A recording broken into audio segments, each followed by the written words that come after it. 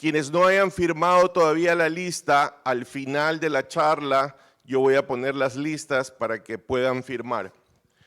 El día de hoy yo he invitado al economista Enrique García para esta charla. Tengo entendido que algunos de ustedes probablemente lo conocen porque es profesor de cálculo y estadística aquí. Y el perfil de Enrique, aparte de haber sido una persona investigadora aquí en Les Paul, estuvo trabajando un tiempo en la aduana, al igual que Carlos Enríquez, y de ahí se ha desempeñado en el área académica. Entonces el perfil de Enrique es diferente a los otros tres expositores. Él ha estado enfocado más en el área académica y de investigación. Así que con esa breve introducción le cedo la palabra a Enrique.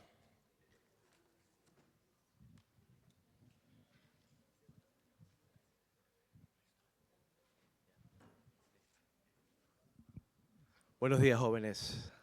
¿Cómo estamos? No escucho nada. Están apagados. ¿Cómo estamos, jóvenes? Pero con ánimos, que no comieron el desayuno hoy día. No, con razón. Estamos en la misma situación.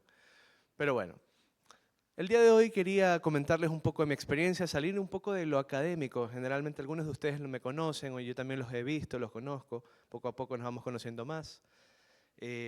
Y vamos a salir un poco de esa área técnica, disciplinaria, y vamos a entrar a un área que para mí es muy importante, el área del desarrollo profesional de ustedes. Y para eso les voy a traer un poco mi experiencia para que tal vez alguno de ustedes conecte con lo que yo hago y le guste o le apasione, ¿sí? O quizás otros difieran, pero de todas maneras siempre sirve conocer, ¿no? ¿Qué hay detrás? ¿Qué pasa alrededor de esto que estoy haciendo, que están haciendo ustedes, mejor dicho, en este momento? Mi historia inicia, se remonta al colegio, ¿sí? Yo soy lasallano, no sé si aquí hay alguien del colegio San José La Salle. Y pues en esa época, cuando yo estaba decidiendo justamente mi carrera, no es algo pues fácil, como ustedes han de ya haber experimentado, ¿no? Es decir, ¿qué voy a coger? ¿Qué voy a hacer con mi vida? A veces tus papás te presionan, tu familia, tus amigos, el novio, la novia, ¿no? Muchas cosas entran en juego, pero cuando yo escogí mi carrera, yo pensé en dos cosas nada más. Yo pensé que a mí me gustan mucho las matemáticas, por eso soy profesor de cálculo, porque me encantan las matemáticas, mis alumnos saben cómo me apasiona. Y lo segundo, aunque parezca mentira, es que también me gusta mucho el tema de las personas. Es decir, entender sus comportamientos, también pues si es posible ayudarlas, es algo que siempre me ha gustado.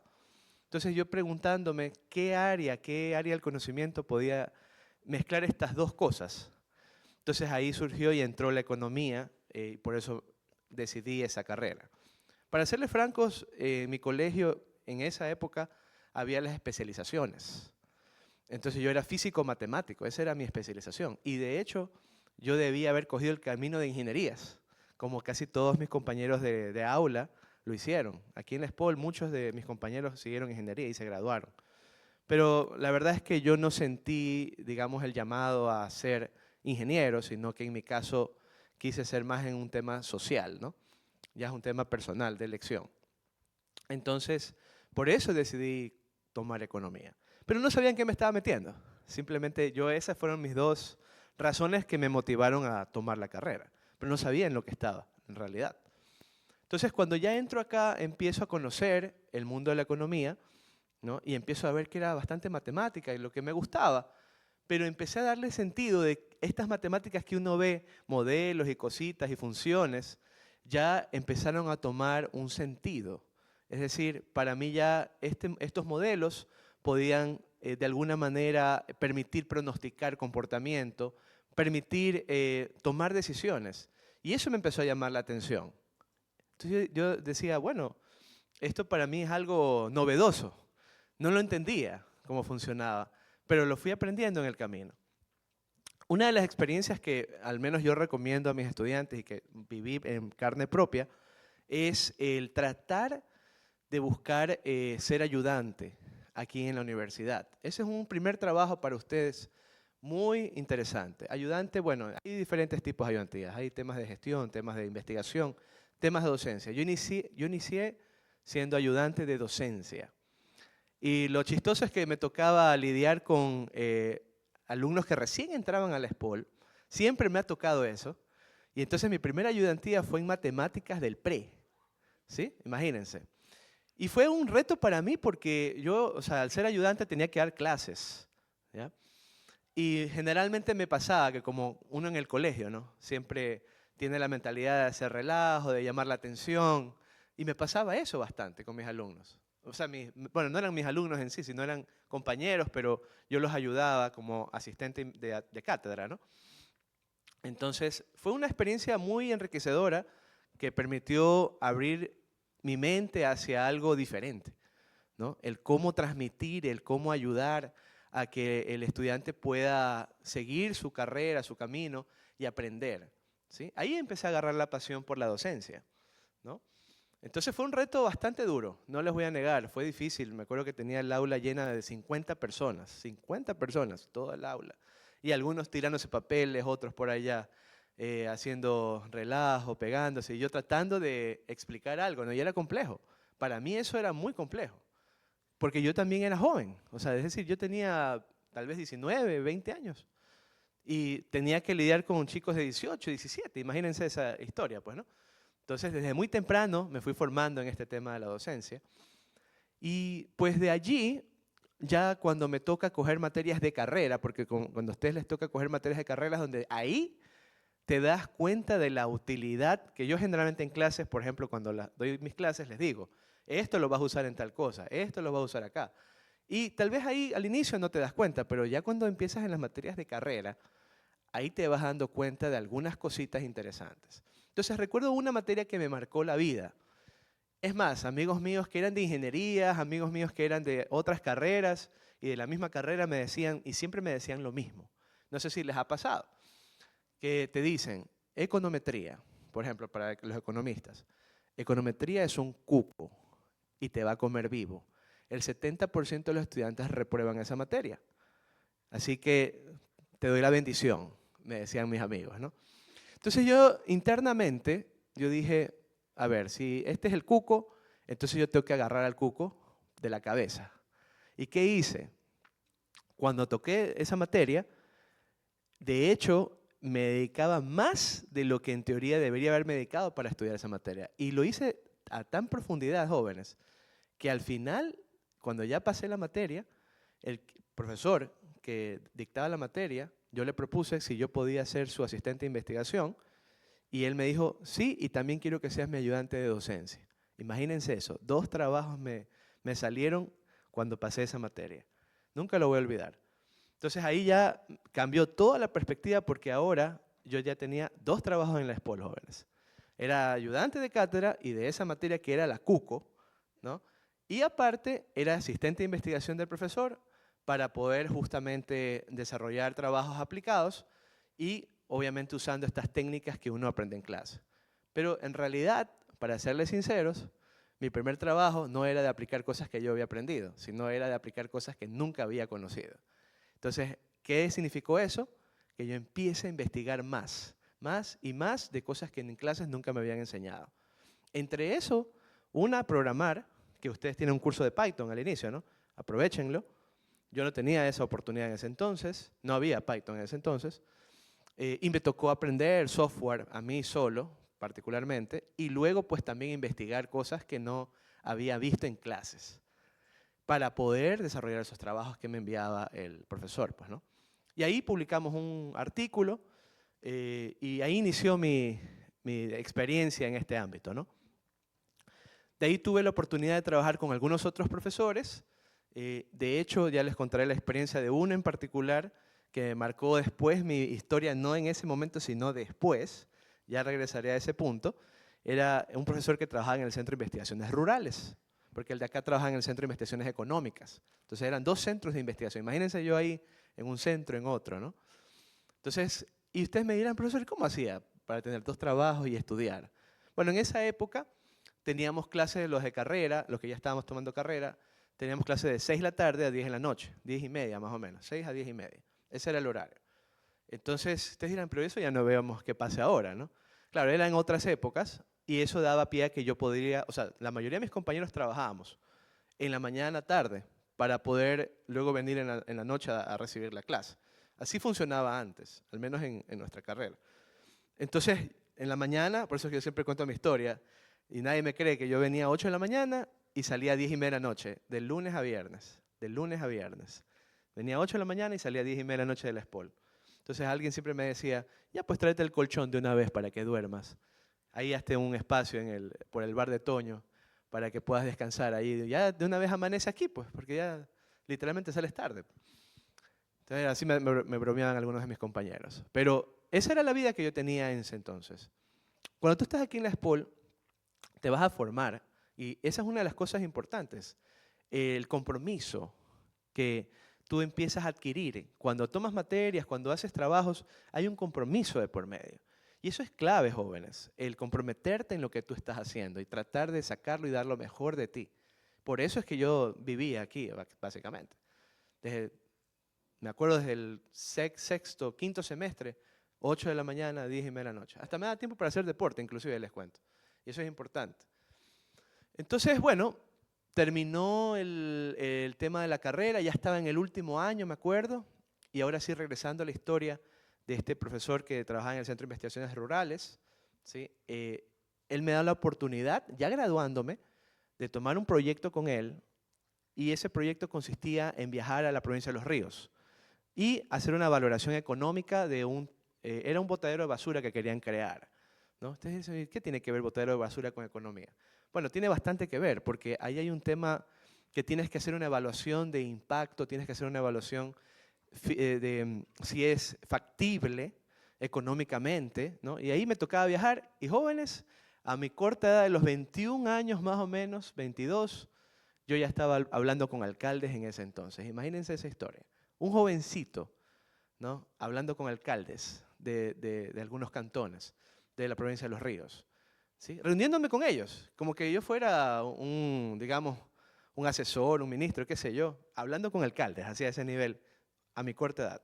Pero era porque necesitábamos datos, necesitábamos información, entonces obviamente eso hizo de que también por allí desarrolle otra habilidad que es muy difícil encontrar, digamos, al inicio de los jóvenes cuando están recién graduándose, que es la habilidad de comunicarte y de tratar digamos, de interactuar con gente que no conoces.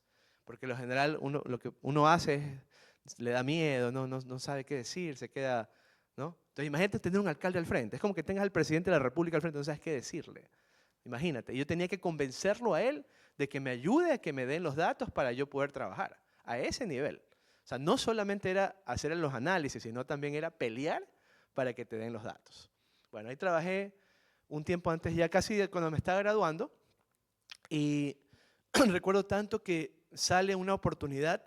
Siempre es importante, jóvenes, que aquí usted, mientras está estudiando, no se olvide de hacer algo.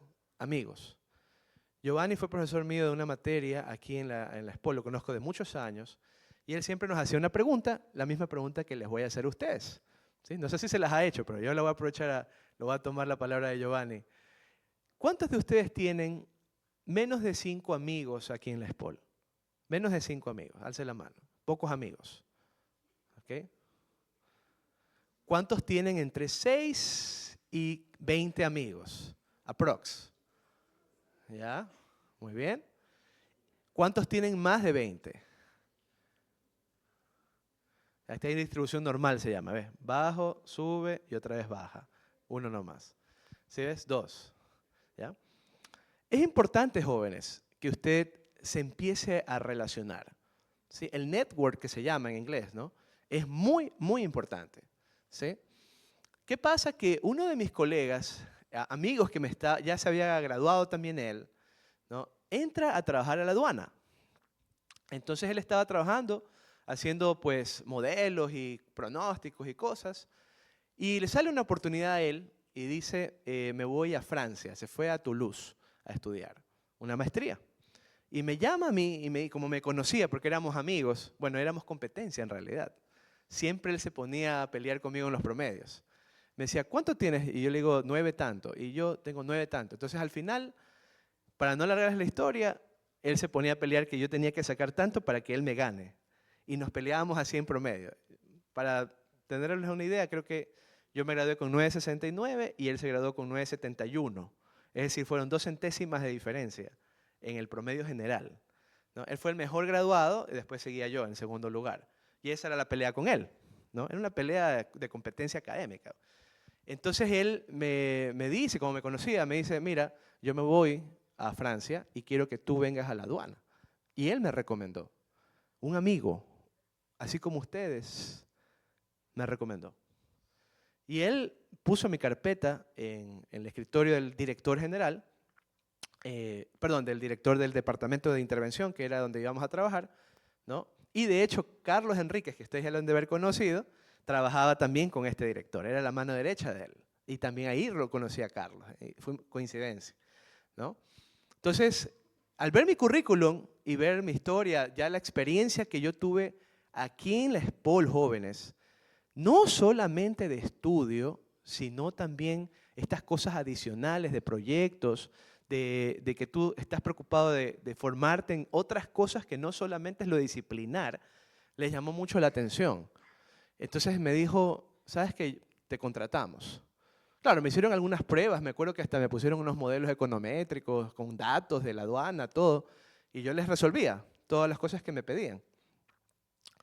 Pero para esto, antes de entrar a la aduana, me olvidaba de contarles un pequeño detalle. Me acuerdo que yo estaba buscando trabajo, ¿no? Porque ya había terminado mi proyecto. Bueno, estaba por terminar el proyecto, mejor dicho. No había terminado todavía el de los ríos, que viajaba. Y me sale una oportunidad por otro amigo en el Banco Bolivariano. Entonces yo voy a hacer las entrevistas, chicos.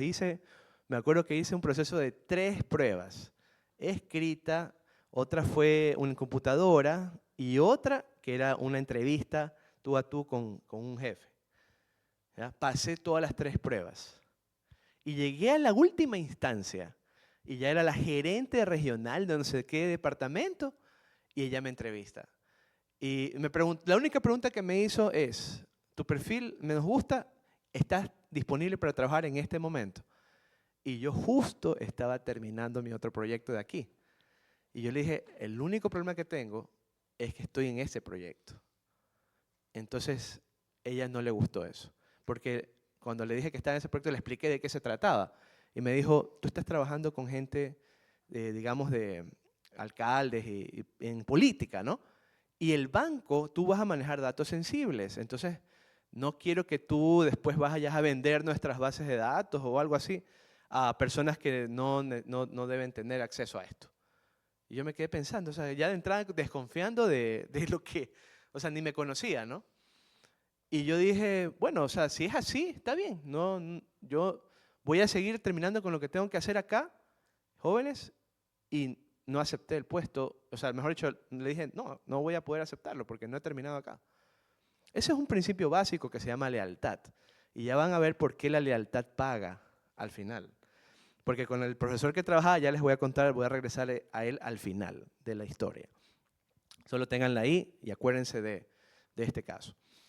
Entonces no acepté, o mejor dicho, ellos no me aceptaron y yo tampoco acepté porque yo tenía que terminar ese proyecto que tenía, ¿no? Entonces me quedé sin trabajo, no tenía trabajo.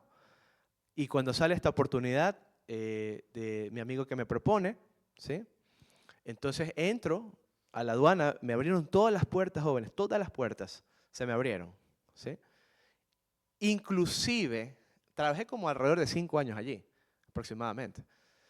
Inclusive, de los 5 años, los dos, uno, el primero o el segundo, me proponen acceder al nombramiento en la institución. ¿Te imaginas eso? O sea, que ya te digan, ya tú vas a ser aquí perenne de por vida y nadie te va a poder sacar de aquí y te vamos a dar el nombramiento. Hasta ese punto me gané, digamos, el puesto, ¿no?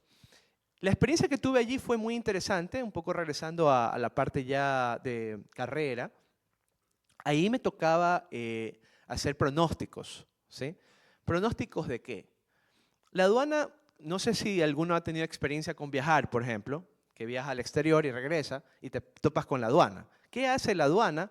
la aduana lo que hace es controlar las mercancías que tú estás trayendo del exterior. Eso es lo que hace. También controla las mercancías que salen fuera del Ecuador. Entonces, ¿cuál es la idea de lo que entré yo a hacer allí? ¿Sí?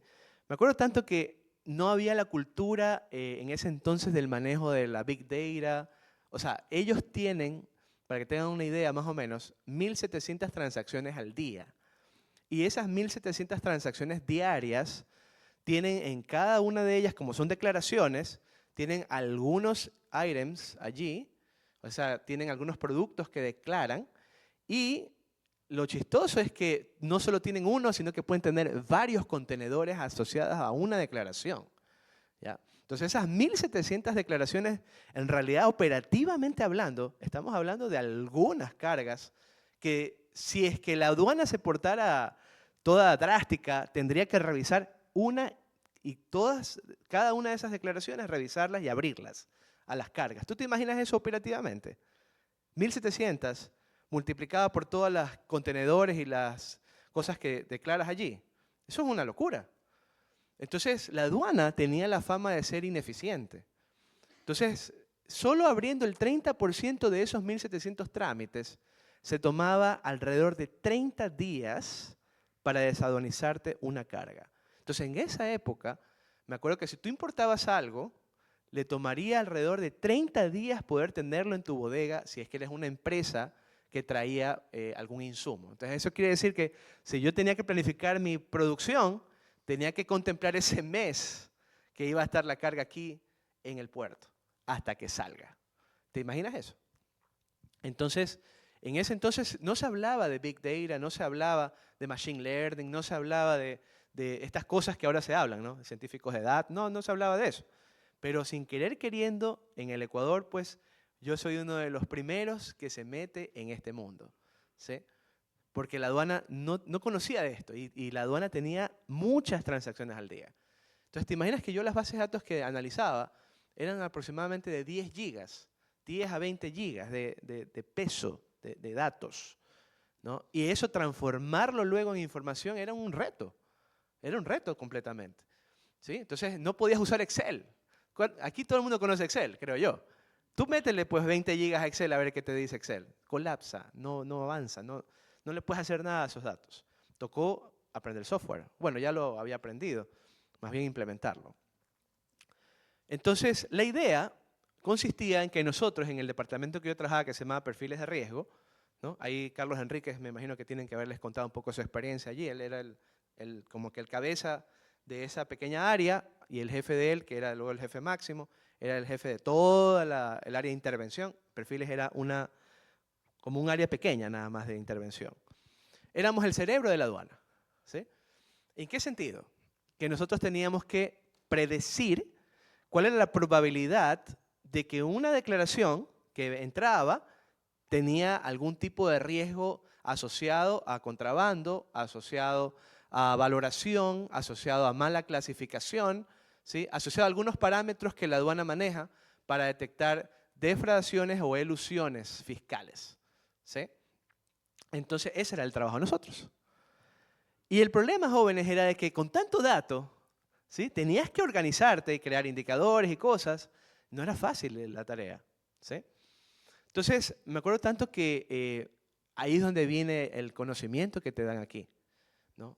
La econometría, que tanto fue el cuco, el que tanto me habían dicho que no, todo el mundo se va a quedar allí, y que yo les conté que lo tomé por la cabeza a ese cuco, pues resulta que es el que me dio de comer al final. Ese fue el que me dio de comer. Yo me hice ayudante de econometría, yo les conté, ¿sí? Entonces, al final, el conocer esto permitió de que yo pueda aplicar todos esos conocimientos ahora en este contexto en el que yo no tenía ni idea. Siempre me decían al inicio, cuando entraba, tú no sabes nada de aduana, tú no sabes nada, me decían los que estaban abajo, o sea, no los jefes, los que estaban abajo, tú no sabes nada de aduana. Entonces yo les contaba eso a mis jefes y mis jefes me decían, es que tú no necesitas saber de aduana por ahora, tú lo que necesitas es aplicar lo que conoces sobre los temas aduaneros. Y ya en el camino vas aprendiendo. Así que a mí no me interesa que tú seas experto en temas de aduanas, sino experto en econometría, estadística, en modelamiento, en procesamiento de datos, en eso necesito que seas experto. Entonces ahí él me dio confianza, porque yo ya me sentía mal. Todo el mundo me trataba por lo peor del mundo, pues no sé nada, yo no soy de comercio exterior, ¿no? Yo era economista, no era de comercio exterior. Entonces, bueno, así empecé mi carrera allí y eso hizo, jóvenes, cuando usted se compromete con algo, jóvenes, eso es importante, el compromiso, a dar lo mejor de ti. Ellos casi que, por así decirlo, se enamoraron de mí.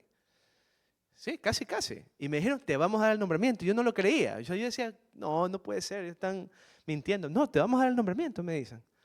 Y yo, pero si eso tienes que hacer un concurso, haz el concurso, pero tú ya lo ganaste. Así, a ese nivel, jóvenes. Yo no lo podía ni creer. ¿Sí? Entonces, bueno, hice los concursos, participé y efectivamente quedé ganador. Gané el nombramiento. Entonces, recuerdo tanto que inclusive un amigo más, dos éramos que teníamos nombramiento. Y bueno, seguíamos trabajando en la aduana un tiempo, cuando a mi amigo le sale una oportunidad de irse a una beca a estudiar al exterior. Y entonces él regresa y me dice, oye, a mí me dice Quique, ¿no? Siempre todo el mundo me conoce así, los amigos cercanos. Me dice, Quique, ¿por qué tú no aplicas al exterior para que te vayas a una beca? Yo tenía nombramiento en la aduana. Entonces me empezó eso a dar vueltas en la cabeza, ¿no? Es importante con quién te reúnes, es muy importante porque siempre busca que las personas que estén al lado tuyo siempre estén apuntando a crecer. Eso es muy importante. Y siempre me ha pasado eso, que he estado reunido de gente que siempre está creciendo. Mi grupo de estudio del SPOL, casi todos, si no es todos, han estudiado fuera y creo que el 80% de ellos está trabajando en empresas en el exterior, ¿sí? Y en bancos y en instituciones importantes.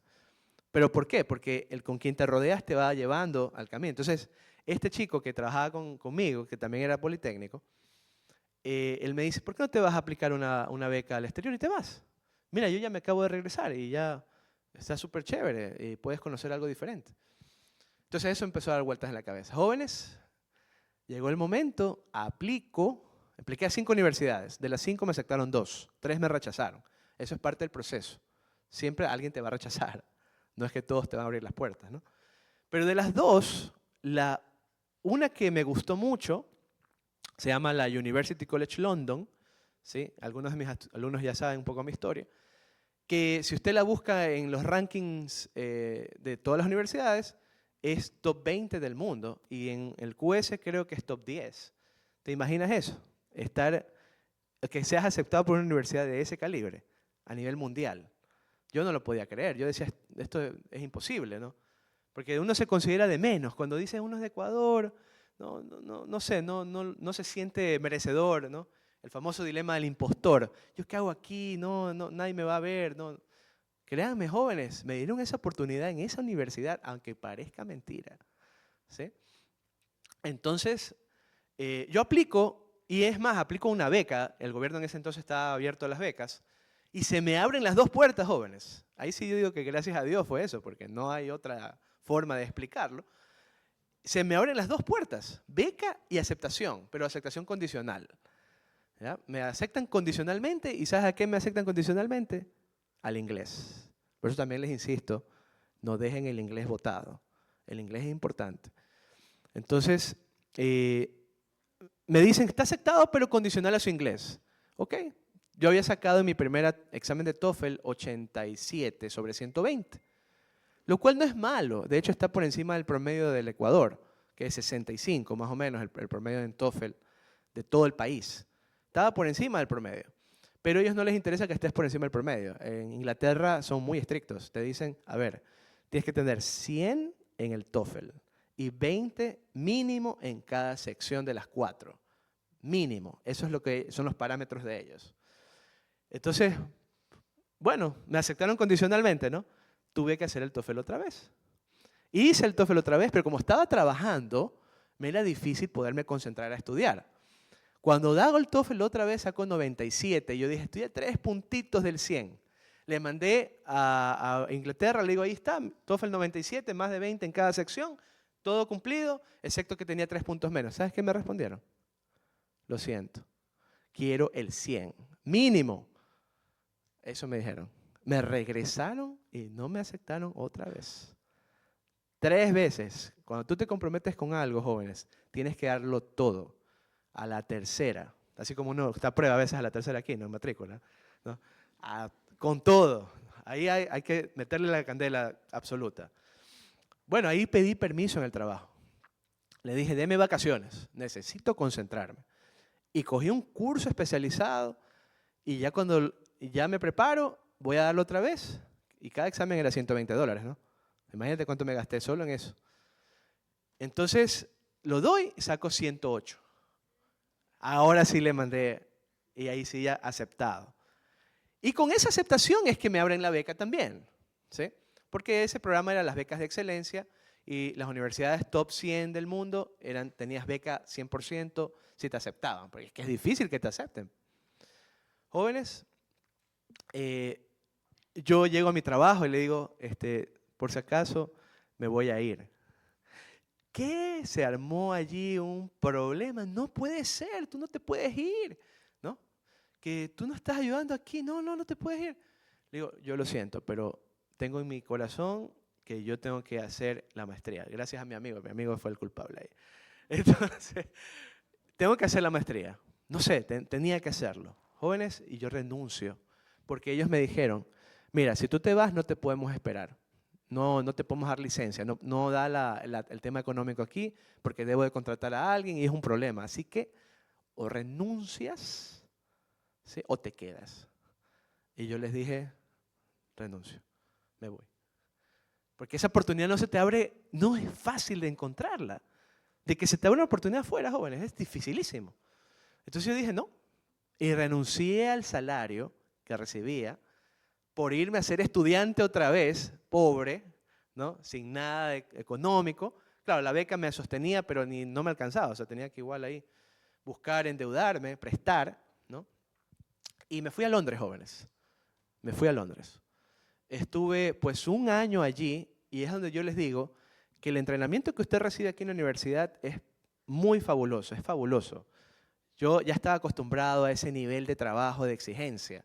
Bueno, solo en la aduana yo trabajaba de 8 de la mañana a 10 y media de la noche y salía de allá de la 25 de julio. Siempre les cuento esa historia. Imagínense la 25 de julio a las 10 de la noche. Tú tiemblas allí. Y ahí salía. De allí, con que Dios me cubra, porque te imaginas en ese camino, ¿no? Perimetral, todo eso. No, o sea, era difícil. Y yo viví la época esa de que hubo el paro de los policías. Yo estaba encerrado ahí en la aduana. ¿Te imaginas eso? Me acuerdo que tiraron palos por allí. Fue un tema difícil. Entonces ya estaba acostumbrado al nivel de vida de aquí de la SPOL, de trabajo me refiero. Entonces cuando llego a la aduana otra vez, 8 a 10 de la noche, ya estaba acostumbrado. Y cuando llego allá, jóvenes, ¿qué creen? Ya el trabajo se multiplicó más. No trabajaba, realmente solo estudiaba, pero el estudiar es un trabajo en realidad. Era de 8 de la mañana a 3 de la mañana. Ese era mi ritmo de estudio allá. ¿Por qué? Porque allá los niveles, digamos, están en un nivel que casi muy difícilmente alguien que no ha salido y no ha experimentado cómo es el mundo cómo es el primer mundo, ¿sí?, no está acostumbrado a ver lo que ellos tienen o cómo se desenvuelven. Son muy productivos ellos. Y eso significa que cada clase veían un paper de 20 páginas y un capítulo de un libro. Tú tenías que ponerte al día por cada clase así de rápido. A veces habían clases que resumían 3 papers en uno. Entonces era una carrera muy demandante en realidad. Entonces estas canas que ustedes ven aquí son resultado de eso, de ese esfuerzo. Desde las 8 de la mañana a 3 de la mañana. Y solo un día yo descansaba. Un día me daba libre. Porque tenía que también dispersar la mente. Entonces ese día yo me metía, me acuerdo, a un sitio latino a escuchar música latina. Porque claro, allá no es como aquí, que tú tienes música latina en todo lado. Allá no encuentras eso. Entonces por ahí encontré un sitio y me iba allí solo para dispersar mi mente. Y luego regresar al nivel de estudio, ¿no? Entonces, bueno, gracias a Dios pasé. Hice mi maestría y la terminé con honores, con mérito. Y miren cómo es la vida. Ya saliendo de mi maestría, graduándome, me llama el asesor del director general de la aduana, el asesor de él, y me dice, el director general quiere que tú trabajes con él en el área de planificación. Quiere que tú seas el director de esa área, de manejo de estadísticas, de toda la institución, planificación y estadísticas. Se llama Planificación y Control de Gestión Institucional, pero realmente era estadísticas. Quiere que tú te encargues de esa área. Pero yo le digo, pero yo estoy acá en Londres, pues, ¿no? Y yo termino, digamos, él me llama en agosto. Y yo le digo, yo termino o sea, yo le dije, yo termino en noviembre, pero realmente yo terminaba en octubre. ¿Pero por qué le dije que terminaba en noviembre? Porque quería pasear. No es que todo el tiempo que estuve allí estaba estudiando, estudiando, estudiando, y no tenía tiempo de pasear, de conocer, ¿sí me hago entender, no? De poder salir, de poder ir a otros lugares. Entonces, por eso le dije, regreso en noviembre, pero en realidad sí terminé en octubre. Ahí me dio un mes para pasear y conocer. ¿Ya? Entonces, bueno, regreso en noviembre y me dice él, te vamos a esperar. ¿En qué trabajo te van a esperar, jóvenes? Dime tú. ¿Quién te va a esperar? Y me dijeron eso, te vamos a esperar. Entonces, yo no lo creía, ¿no? Yo decía, no, tal vez me están mintiendo, yo no sé. Siempre uno tiene eso en la cabeza, de que no se merece nada, ¿no? Y yo dije, está bien. Y era agosto. Entonces, septiembre, octubre y recién en noviembre, mediados, pisé la aduana ahí a visitarlos y ahí me dijeron, ahí está tu cargo. Ven a firmar el contrato de una vez y ya estás trabajando. O sea, ni bien llegué, tenía trabajo, jóvenes. Y ya era director de un departamento de como 15 personas. ¿Sí? Entonces ya ahí trabajaba de la mano con el director general. Pero para esto, ¿cómo el director general me conoció? Esa es una pregunta interesante también. Pues en una de esas que yo estaba en mi puesto más bajo, ¿no? Necesitaba él una ayuda en un tema y me recomiendan a mí. Me dice, Enrique te la puede resolver. A mí me conocían como el resolvedor de problemas ahí en la institución. Todos les resolví. Entonces, bueno, los temas que eran de mi ámbito, ¿no? Sobre todo. Temas de datos, temas de análisis. Entonces él me llama a una reunión y ahí hicimos algunos análisis en conjunto. Eso me acuerdo tanto que me quedé hasta la 1, 2 de la mañana resolviendo. Y se lo saqué y se lo presenté. Y ahí él me conoció. Así fue que me conoció. Y me dijo, quiero que él trabaje conmigo. Entonces, cuando ya regreso de mi primera maestría en Ciencias Económicas, que fue la que hice allá en Londres, él me trae a la aduana. Ahora en otro ámbito, jóvenes, un ámbito gerencial, imagínense. Ya me tocó dirigir personas en el ámbito de modelamiento, estadísticas, reportes y todo eso. Una locura, pues, ¿no? Pasa el tiempo y yo había aplicado al doctorado en la misma universidad donde estaba, en la UCL. Había aplicado al doctorado porque decían que si ya tenías la maestría en ciencias, ya estabas al siguiente paso, ya podías aplicar al doctorado. Entonces yo había aplicado al doctorado. ¿Y qué creen, jóvenes? Me aceptaron. Me aceptaron al doctorado. Claro, mi sueldo como director era 3 o 2 veces más de lo que ya ganaba, ¿sí? En el primer sueldo. O sea, estaba a un nivel elevadísimo en sueldo. Pero, otra vez, tu vocación te llama, jóvenes. ¿Y qué creen que hice? Al año de haber trabajado como director, le renuncio. Otra vez. Imposible creer, ¿no? Dice, ¿pero por qué dejó ese sueldo? Porque no me interesaba el sueldo. Yo estaba siguiendo lo que yo quería hacer.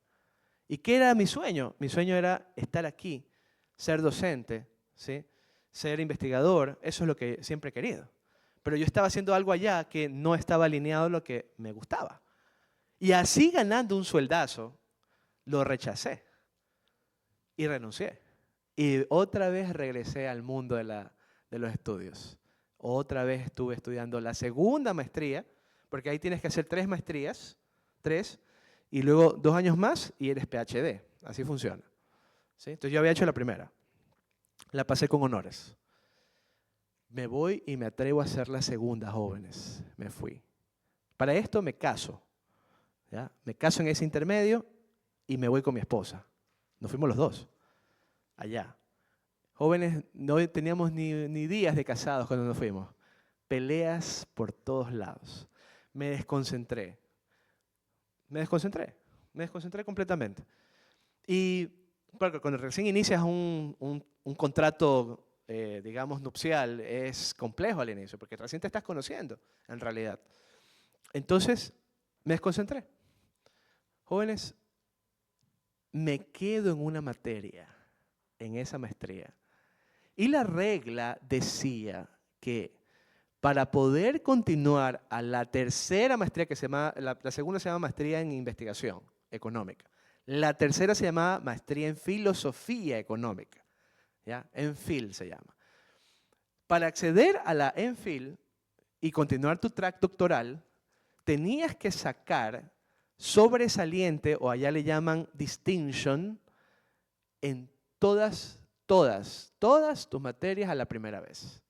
Todas. Es como que yo te diga a ti ahorita que tienes que sacar en álgebra lineal, en cálculo de una variable, digamos, en programación. En todas esas tienes que sacarme más de 7.5. ¿Ya? Más de 7.5. Más o menos eso. Para que tengas una idea.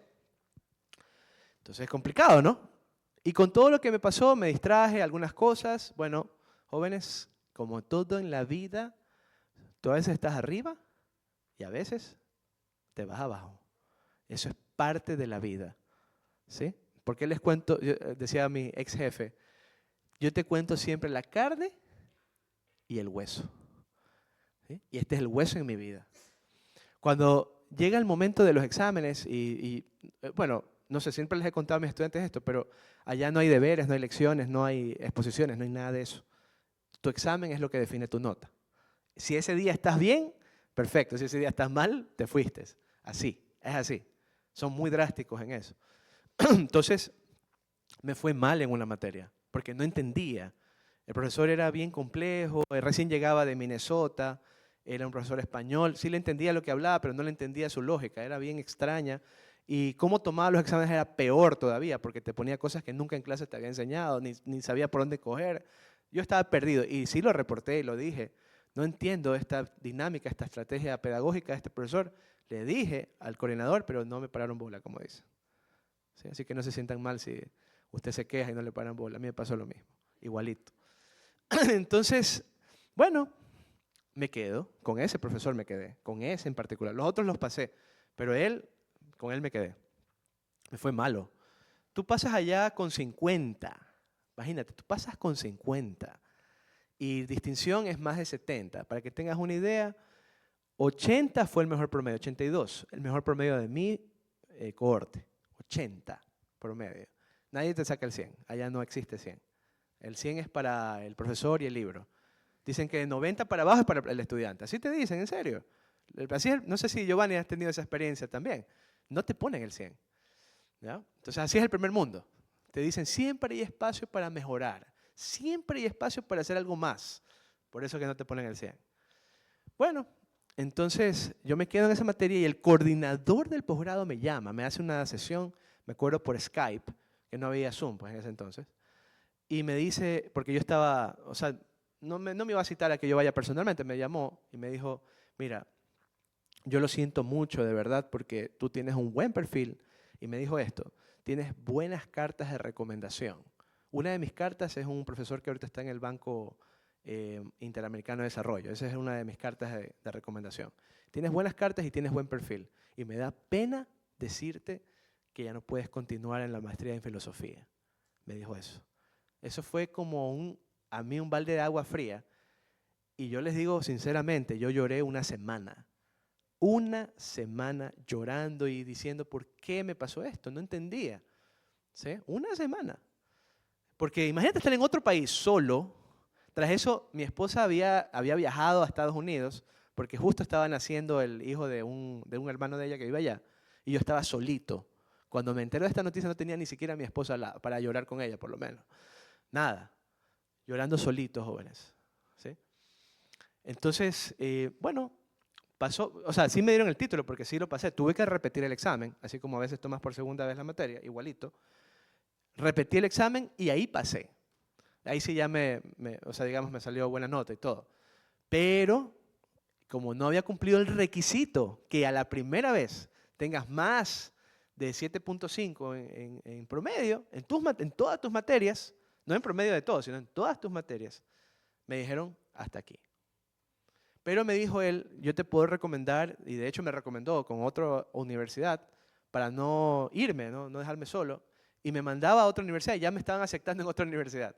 Pero ahí influyó el tema monetario, o sea, realmente no te daban una beca que permitía subsistir. Y yo tenía mi esposa, pues, ¿no? Entonces fue difícil. Y ahí tuve que rechazar esa opción porque no me alcanzaba. Francamente, lo monetario también influye, estando en un país caro. Para que te hagas una idea por qué es tan caro. Una renta puede costarte $1.500 a $1.600 un pequeño lugar. Y esto es que compartes a veces cosas con cocina o baños. Imagínate eso, es muy caro. Entonces, yo regreso, jóvenes, acá y ya no tenía trabajo. No tenía trabajo, jóvenes. Nada. Cero. Y cuando empiezo a tocar las puertas, no, ya está todo copado. No, ya estamos planificados. No, no hay chance. En todos los lados. Y yo decía entre mí, vengo de una universidad top del mundo, todo orgulloso y soberbio, ¿verdad? Soy un bacán, por así decirlo, y nadie me para bola. Entonces ahí me dieron, en el orgullo, me dieron brutalmente. Por eso siempre les digo, un consejo que les puedo dar es la humildad, mantenerla siempre, en todo momento. Ser humildes, ser leales, ser comprometidos. Son valores, jóvenes, que al día de hoy no se los discute en clases. No se los discute en clases. No, nadie te los enseña. Pero son cosas que tú vas en el camino aprendiendo. Entonces, miren, pasó un año. Me acuerdo tanto, cuando regresé de la segunda maestría, pasó un año. O sea, tras que había llorado que había perdido la maestría, hasta me tocó devolver por ahí una beca. ¿Ya? Fue difícil, jóvenes. Fue duro. Y yo casado tras eso, pues, ¿no? ¿Tú te imaginas eso? Ya tenías que responder por otra vida y tú no tenías trabajo. Jóvenes, pero Dios así actúa, así es. Y miren lo que pasa. Ahora sí regreso al punto que les mencioné al inicio. ¿Se acuerdan que les dije que yo trabajaba en el Centro de Investigaciones Rurales? Conocí a un profesor allí con el que trabajé con el tema de los alcaldes y en el que les dije que yo rechacé hasta un trabajo por terminar el trabajo con él. Resulta que él se llama Paul Herrera. ¿Quién es Paul Herrera? Fue vicerrector de la SPOL por 5 años. Ganó el vicerrectorado justamente cuando al año que yo había regresado de Londres. Y él se entera que yo había regresado y como yo ya había trabajado con él, me conocía y me dice, Enrique, quiero que tú trabajes en mi equipo acá en vicerrectorado académico, que tú seas mi asesor en datos. Jóvenes, ¿tú crees que yo dudé de eso? Lo agarré de una. ¿En dónde firmo? Aquí estoy. Y así fue que entré a la SPOL, ¿sí? De una manera impresionante, bien extraña, pero aquí me tienes. Y en ese proceso, me acuerdo tanto, que ahí me puse ya más bien, miren que yo estaba en el ámbito de aduanero, ¿no? En datos. Luego mi tesis, bueno, fue un tema social. Y acá en temas educativos. Jóvenes, en todos los ámbitos que tú te encuentres, siempre van a haber datos. Y donde hay datos, hay trabajo. ¿Sí? Entonces, resulta que él me dice, quiero que tú me hagas un análisis del tema de docencia, del tema de vinculación, investigación, del tema presupuestario, mezclar cosas una con otra, de una cosa increíble. Yo me metía datos aquí en la SPOL, analizarlos de todas las perspectivas que te puedas imaginar. Hasta tuve la oportunidad de conocer a la rectora y conversar con ella en varias reuniones. ¿No? A la doctora Cecilia Paredes, que ustedes la tienen que conocer. Trabajamos con ella, me conoce mi trabajo. Y en ese camino, yo siempre les cuento a mis estudiantes, siempre aprendan a comunicarse, jóvenes. Y la comunicación es otra de esas cosas que nadie le para bola, como el inglés. Inglés, comunicación, miren lo que les estoy diciendo. Me toca enfrentarme al famoso Consejo Politécnico. ¿Quién es el Consejo Politécnico? Es la autoridad máxima de la universidad. Ahí están, es un comité donde está la rectora como máxima autoridad de la institución, pero también ella se subedita al Consejo Politécnico. O sea, hay un jefe más, que es un consejo de profesores, de decanos, ¿sí? Que están allí tomando decisiones. Y me toca a mí enfrentarme a ese consejo, exponiendo ideas que mi jefe me había pedido que desarrolle. ¿Sí?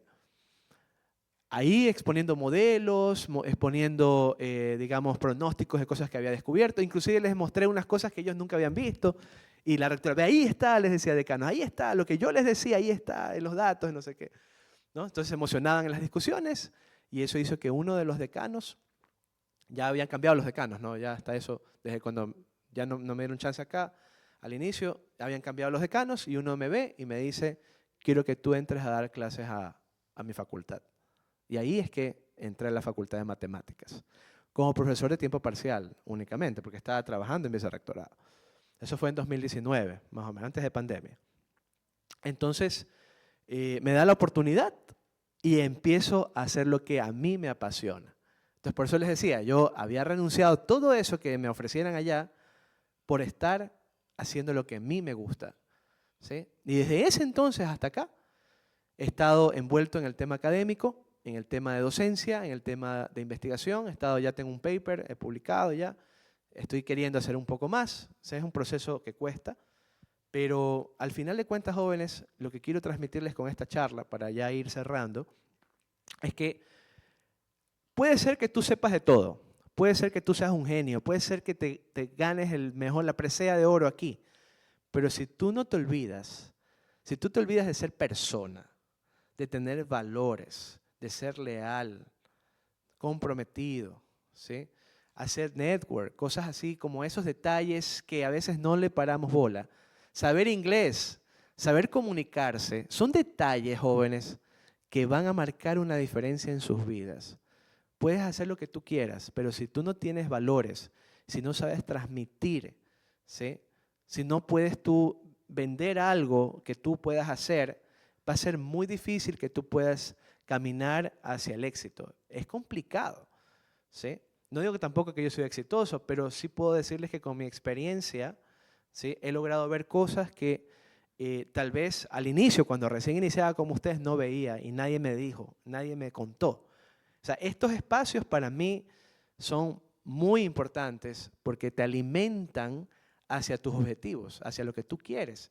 Te permiten conocerte más y, como espero que mi historia la hayan escuchado atentamente, se han dado cuenta que a veces te toca tomar decisiones que pueden resultar ser difíciles, pero si tú apuntas a lo que realmente te gusta, te vas a sentir luego feliz. Y es lo que me pasa actualmente. Yo cuando doy mis clases, creo que los que son mis estudiantes ven la pasión que yo transmito. Y es porque yo hago algo que me gusta.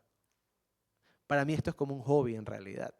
Es como un pasatiempo, ¿sí? Y yo lo disfruto muchísimo. Y cuando estoy en clase, llega el momento en que simplemente me dejo llevar por ese sentir y transmito esa pasión porque me gusta. He dejado de lado todo eso que les conté precisamente para estar aquí con ustedes, ¿sí? Con los jóvenes. Y espero que pues de alguna manera puedan aprender de las experiencias que les he podido transmitir el día de hoy, ¿sí? No sé si tienen alguna consulta. Bueno, primero que nada, gracias Enrique por tu charla. Realmente siempre son bien enriquecedoras. Ahora sí, voy a pasar a las preguntas. Preguntas. No estén tan tímidos. Ábranse, chicos, pregunten lo que quieran, no se preocupen. Solo van a haber 3 preguntas, ya. Por cuestión de tiempo también. Nadie, todo está bien claro. Comunicación, si te das cuenta, Enrique. Eso es lo que falta y eso es lo que les repito también en clase. Así es. Bueno, chicos, gracias Enrique nuevamente por tu charla. Acá hay una pregunta, no había prestado atención. Buenos días. Enriquecedora su charla. Una pregunta es sobre la aplicación a la beca y sobre todo lo que le motivó a estudiar en el exterior. ¿Cuáles fueron sus motivos para aplicar? O sea, aparte de que fue recomendado por su amigo, ¿qué fue lo que lo motivó? Y cuál fue, o sea, digamos, todo el factor importante que fue, aparte del inglés, obviamente, que lo ayudó a aplicar esa beca 100% que usted dice en Londres. Ok, bueno, la motivación, gracias por la pregunta, la motivación pues nace del hecho de que yo tenía en mi corazón ser docente, siempre, desde que inicié mi carrera como ayudante de cátedra, siempre lo quise ser, pero había una restricción. La restricción era de que tienes que tener un título de 4º nivel para poder llegar a ser docente. Entonces, en vista de eso y haber ya experimentado, porque tuve la oportunidad de experimentar el mercado laboral y conocer otras cosas, francamente, no solamente era el tema de haber, digamos, tenido esta vocación, sino también ya era el entorno en el que yo ya me estaba encontrando en la institución. ¿A qué me refiero? Tú llega un momento en que ya sientes que te sientes cómodo, por así decirlo, ¿no? Y que ya casi que dominas todo. Y ya sientes que ya sabes todo. Cuando llega ese momento, te aburres. No sé si les pasa a ustedes que cuando van a una clase ya saben, se aburren, porque ya saben lo que está hablando el profesor, ¿no? De alguna forma. Te aburres, te cansas, se vuelve repetitivo, ¿sí? Y eso me estaba pasando. Ya se estaba volviendo repetitivo todo, no había nada nuevo y yo ya me estaba cansando de eso. Y dije, yo necesito algo diferente porque siento que seguir en esta línea, en esta rutina, me va a matar, ¿sí? Entonces, al final, por eso, sumado a la vocación, decidí irme. Esa fue la razón. Pero luego de por qué regresé, porque como les conté, ¿no? Regresé al final, es porque yo sentí que tal vez esa otra experiencia iba a cambiar un poco esa perspectiva de lo que yo ya había vivido, del típico día a día. ¿Cuál era el día a día? Que más allá de hacer los análisis que sí hacíamos, llegan un momento, jóvenes, que el tema burocrático de las instituciones públicas te absorbe. No sé si les pasa que cuando lo van a ustedes a atenderse en un sector público, siempre hay demora, siempre te tienes que esperar una hora, ¿no? Ahora imagínate estando del otro lado, el que atiende, ¿sí? Entonces, por ejemplo, a mí me llegaban requerimientos, firma tal documento, tal requerimiento de información, tal cosa. Entonces me tocaba a mí estar lidiando con temas burocráticos, en vez de realmente pensar en cosas diferentes como cómo podría mejorar digamos, el tema de los controles, cómo podría mejorar usando los datos, ¿no? Entonces me empecé a encasillar en temas burocráticos y yo ahí me di cuenta que estaba perdiendo mi tiempo, porque no estaba tratando de conocer cosas diferentes. Y ahí me aburrí, esa fue la realidad. Me cansé y se dio la oportunidad y se conectó con lo que yo sí quería hacer, siempre he querido hacer, pero no tenía obviamente el título que te faculta para poder estar. Entonces esas fue dos cosas que me llevaron y excelente esa pregunta profunda. Gracias. Acá. Recuerden que al final nos vamos a tomar una foto, como la vez pasada. Yo quería hacer una pregunta más personal en los valores, que usted dijo que teníamos que mantener la humildad. Yo quería preguntarle, cuando usted le dio ese choque del ego que le venía a una buena universidad y él lo rechazaban acá, ¿qué fue lo que usted hizo para mantener su humildad? Como que no, tengo que volver a ser como que persona, tengo que volver de dónde vengo. O sea, ¿qué fue lo que usted hizo para mantenerse así? Profunda tu pregunta. Profunda las preguntas, Giovanni, ¿eh? A ver, en ese entonces, realmente, para serles sinceros, yo empecé a conocer más de Dios. Eso fue lo que a mí me llevó a eso. O sea, no hay otra explicación. Empecé a conocer más de Él, empecé a orar más, a buscarlo, ¿sí? Que hasta la actualidad no lo dejo de hacer, ya me aferré a eso y seguiré haciéndolo, ¿sí? Esa es la explicación única. Porque en el tema espiritual, jóvenes, si usted no desarrolla ese tema espiritual, uno se vuelve simplemente seco y empiezas a hacer las cosas, pero no entiendes el propósito, no hay algo que te motive detrás. Y eso fue lo que inclusive mi propio matrimonio lo rescató, porque yo estaba a punto de divorciarme de mi esposa. ¿Usted se imagina no tener trabajo, venir endeudado, tras eso que vengas y te quieran cobrar becas que te dieron y que no tengas cómo poner un alimento en la casa? ¿Tú te imaginas eso? ¿Que a tus papás les pase eso? ¿Tú te imaginas? ¿Que no tengan cómo alimentarte a ti? Eso fue lo duro que a mí me pasó, ¿sí? Entonces, me costó, me pagué un precio allí, ¿sí? Ahí aprendí que realmente saberlo todo, realmente nunca vas a llegar a saberlo todo. Porque el que cree que todo sabe, realmente no sabe nada. Dice a Descartes, ¿no? Yo solo sé que nada sé. Y eso fue lo que a mí me rescató en realidad. Buena, profunda tu pregunta, gracias. ¿Alguien más? ¿Alguien más? Con esa pregunta termino porque tengo entendido que hay unos chicos que tienen algunas reuniones. Buenas, profesor. Usted nos comentó mucho de que usted estuvo en el extranjero estudiando. Mi pregunta es referente de que si usted tuvo una especie de discriminación o estigma bajo su intelecto en el caso de pertenecer a un país pequeño. Sí, oye, Giovanni, de verdad que me sorprende esa profundidad. Muchas gracias. Todas las preguntas han sido espectaculares. Sí sentí eso. Sí lo sentí y no fui el único, porque amigos míos que de aquí mismo de la SPOL se fueron a la misma universidad, en otros ámbitos les pasó exactamente lo mismo. Por ejemplo, cuando tú querías buscar ayuda de un tutor para coger una tesis, básicamente te veían por encimita, así, ¿no? Muy difícil. Entonces, ¿cómo yo encontré a mi tutor de tesis? Fue porque nos conectaba la nacionalidad. Esa persona era de México. Entonces, como era de México, se hizo más fácil porque era latina. Pero realmente cuando yo empecé a buscar mi tutor, me acuerdo, eran gente que era de allá mismo, de Inglaterra, o era de Alemania, o era de otros países. Y como tú dices, yo sentía el rechazo. Sentía que me veían de menos, sentía que realmente no había interés en trabajar conmigo, ¿sí? Y sientes eso en realidad, no solamente en el ámbito académico, sino también inclusive en el ámbito personal. O sea, hay mucho orgullo, muchas personas orgullosas, los ingleses sobresalen por eso y te ven como inferior, te sientes así. Claro, no todos, pero sí hay una gran cantidad de personas que empiezan a verte por debajo. Ahora, ¿cómo te mantienes con eso? Pues enfocado en lo que tienes que hacer. Ya olvidarte de, o sea, no prestar atención a eso y seguir enfocado en lo que tienes que hacer para demostrarte a ti mismo lo que eres capaz. Me costó, sí, pero al final resolvimos. Gracias.